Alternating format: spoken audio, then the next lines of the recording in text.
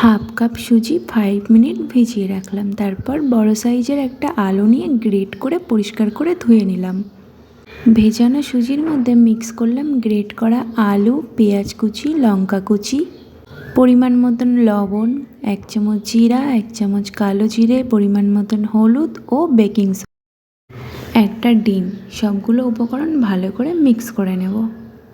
সুজির বাটারটা রেডি। এবার আমি গরম তাওয়াতে দিয়ে দিলাম।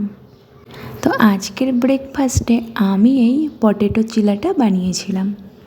গ্যাসের চুলাটা মিডিয়াম টু স্লোতে রেখে সবগুলো চিলা এই সেম প্রসেসে আমি ভেজে নিলাম। খুবই অল্প সময়ের মধ্যে এরকম দুর্দান্ত চিলা কিন্তু রেডি। তো একে একে আমি সবগুলো চিলা এইভাবে ভেজে নেব। চিলাগুলো খেতে কিন্তু জাস্ট দুর্দান্ত লাগে। কমেন্ট বক্সে অবশ্যই কিন্তু জানিও এই পটেটো চিলা দেখতে তোমাদের কেমন লাগলো। তাহলে চলো আজকের মতন বাই বাই, দেখা হবে আবার নেক্সট ভিডিওতে। Take care everyone.